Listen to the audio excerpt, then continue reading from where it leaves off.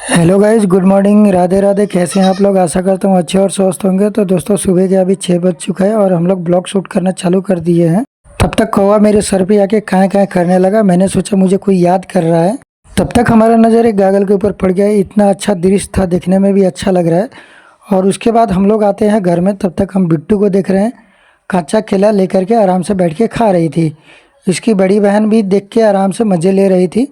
और बिट्टू हमें देख के मोबाइल की तरफ सोच रही थी ये क्या कर रहे हैं। बिट्टू हमारी दिखती है और ये छोटी बहन भी दिखती है। दोनों आदमी मजे ले रहे थे। इधर दूध गर्म हो रहा था चाय बनाने के लिए। तब तक हमारी मैडम खुश होकर के पूरा स्माइल दे रही थी। फिर हमने सोचा हमारी मैडम आज स्माइल दे रही है तो लगता है आज हमारा दिन ठीक ही जाएगा। तब तक बिट्टू हमारी आवाज़ देने लगी, पापा हम भी जाएंगे। फिर हमने जब घर में गया तो देखा बिट्टू सब कोई मिल करके खेल रहा था। हमारी बड़ी बिट्टू आराम से सोई थी। फिर कैमरे को देख करके बाय करने लगी। फिर मैंने बोला बिट्टू उठ करके बाबू को खिलाओ आराम से। फिर बिट्टू हमारी उठ जाती है और उठ करके तीनों आदमी सबको मिल करके बिट्टू को खिलाने लगते हैं और कैमरे की तरफ देख के हंसने लगती है। फिर मैंने क्या किया, बाइक का चाबी लिया और भाई साहब को देने के लिए चल पड़े। बिट्टू हमारी स्माइल दे रही थी। फिर मैंने चाबी लेकर के भाई साहब के कमरे की तरफ चल पड़े। वहाँ पे देखा तो भाई साहब सोए थे और भाभी जी हमारी पूरा लिपा पोती करने में चालू कर दी थी। ये देखिए हाथ में लिपस्टिक लेकर के तबातुर पूत रही थी और हमारी मैडम बाय करके हमको विदा कर दी।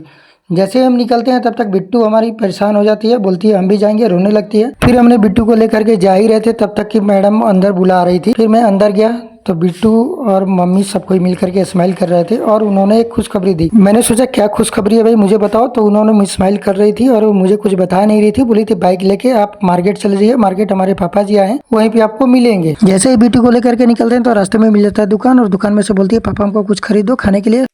फिर क्या खरीदना ही था, फिर खरीद के उसको और लड्डू को दोनों को खरीद करके लेकर के आ जाते हैं बाइक निकालने के लिए। और बाइक जैसे ही निकाला फिर साफ सफाई करना चालू कर दिया, क्योंकि गाड़ी को जितना साफ सफाई रखेंगे उतना ही अच्छा रहेगा। और आपको क्योंकि गाड़ी पे सवारी करना है तो अच्छे से रखिएगा, जितना उतना ही अच्छा रहेगा। फिर बिट्टू भाई फूल तोड़ने के लिए तब तक उसका नजर पड़ गया कैमरे पे देख के स्माइल देने लगी थी और सोच रही थी कैमरा उठाने के लिए। तब तक मेरी नजर पड़ी, मैंने उसको बोला मत उठा बेटा। फिर स्माइल देके वो चली गई वहाँ से। फिर हमने बिट्टू को बुलाया और बिट्टू को लेकर के बैठ गया बाइक पे। बिट्टू को मैं मना किया जब मत जाओ, लेकिन वो बेचैन हो गई, नहीं हमको भी जाना है, हमको नाना जी से मिलना है। तो बिट्टू को हमने ले लिया बाइक पे और जैसे ही बैठा तो लड्डू बोला पापा हम भी चलेंगे। तो फिर लड्डू को भी मैं ले लिया। मैं बोला कैमरा लेके आ, हम चलते हैं। जैसे ही हम लोग जाने के लिए तैयार हुए तब तक मम्मी आ गई। मम्मी बोलती है नहीं ये लोग को मत लेके जाओ, तुम अकेले ही जाओ, पता नहीं क्या बात है क्या नहीं। फिर मैं अकेले निकल पड़ा। जैसे ही रास्ते में निकला तब तक चारों तरफ हरियाली देख करके मन खुश हो गया और सुबह सुबह का मौसम था तो इतना ताजी हवा लग रहा था शरीर के अंदर, बहुत ही मजा आ रहा था। फिर देखा गाड़ी में पेट्रोल नहीं है तो पेट्रोल लेकर के निकल पड़े। तब तक रास्ते में मंदिर मिला, मंदिर में भगवान जी का पूजन किया और फिर उसके बाद में चल पड़े। तब तक नूनू आगे में कूद पड़े, बच गया बाल बाल, हम भी बच गए। उसके बाद हम लोग चलते रहे। तब तक भाई साहब ने इतने स्पीड में गाड़ी क्रॉस की है कि हम डर गए। उसके बाद जैसे ही हम पहुंचे वहाँ मंदिर के पास, सुंदर नजारा देख करके मन मोहित हो गया।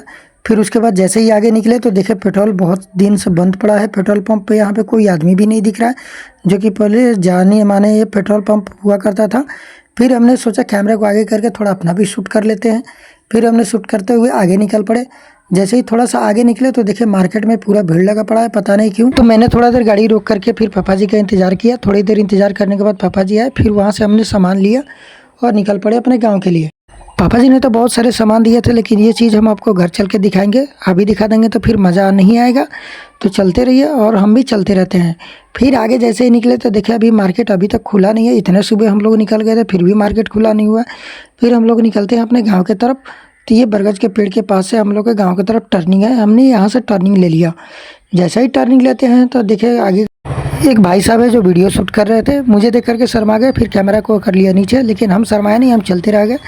जैसे ही टर्निंग पे पहुंचे तो वहाँ पे देखा उधर से ट्रैक्टर आ रहा था, तो एक हाथ गाड़ी चलाना मुश्किल होता है। फिर मैंने गाड़ी को स्लो किया और कैमरा को रख दिया नीचे। फिर मैंने वहाँ से टर्न ओवर लेकर के निकले। जैसे ही तब तक दिखाई दिया कल रात वाले आंधी जो है काफ़ी तबाही मचा करके रखा है। फिर हम पहुँच जाते हैं फाइनली घर पे। तो घर पे पहुंचने के बाद बिट्टू हमारी देख करके हमसे हो जाती है परेशान, क्योंकि उसको मैं लेके नहीं गया था तो वो थी हमसे नाराज। फिर मैंने बुलाया बिट्टू को, तो आती नहीं है। इसको बहुत समझाने बुझाने के बाद भी ये नहीं मानती है। तो मैंने चला आया रूम के अंदर मैडम देख करके हो जाती है खुश, क्योंकि उनके पापा जी भेजे थे कांचे वाले आम, उसको लगाना था अचार, तो मैडम को मिल जाती है हाथ में आम। और भी कुछ सामान भेजे थे जो अपने नतनी के लिए भेजे थे, लेकिन वो बिट्टू हमारी थी नाराज, लेकिन हमसे बात नहीं कर रही थी। और मम्मी ने उसको लेकर के रख दी, बोली बिट्टू हम लोग बाद में खाएंगे। और मम्मी उसकी लगी आम को चेक करने के लिए। तब तक हम आ जाते हैं रूम में बिट्टू से मिलने के लिए, लेकिन बिट्टू थी सोई हुई, लेकिन ये हमसे बात तक भी नहीं कर रही थी क्योंकि थी पूरी नींद में। तब तक उसकी मम्मी ने गुस्से में आकर के पूरे आम को पलटी कर दी। देखते आम बहुत अच्छे अच्छे आम थे।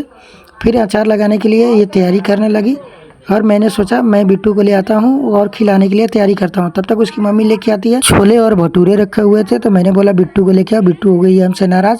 फिर उसकी मम्मी रख देती है और चेक करने लगती है और इसके अंदर में क्या क्या है। फिर एक एक करके सब सामान निकाल करके देखती है। इसमें था छोला भटूरा और था इसमें चटनी। चटनी के साथ साथ देख रहा था उसमें था छोले और प्याज। तो मैडम को हो जाती है बहुत ही खास। फिर मैडम ने वहाँ से सारा सामान को पैक किया और एक एक करके निकाल रही थी। तब तक बिट्टू छुप छुप के देख रही थी मम्मी हमारी क्या क्या कर रही है, उसमें से कुछ निकाल के खा तो नहीं रही है। फिर मैंने मना किया, मैंने बोला पहले बिट्टू को लेके आओ, नहीं तो बिट्टू हमारी और गुस्सी हो जाएगी। फिर उसकी मम्मी लेके चली जाती है बिट्टू को लाने के लिए, लेकिन निकाल करके देती है तो बिट्टू नाराज़ थी। फिर मैंने सोचा बिट्टू हमारी ऐसी नहीं मानेगी, तो उसको भी लेकर के बाइक से हम लोग चले आते हैं कटरा लेने के लिए, क्योंकि कटरा लेके आते तभी आम काट करके इसमें रखा जाता, क्योंकि बहुत सारे आम थे। फिर मैंने शिवम बाबू को बोला कटरा उतारने के लिए, लेकिन इन्होंने बोला पापा बहुत ज्यादा भारी है इसके ऊपर में जो रखा हुआ सामान है। फिर मैंने बोला लाओ मैं उतार के रख देता हूँ। फिर उतार करके कटरे लेके हम लोग गाड़ी पे बैठ गए।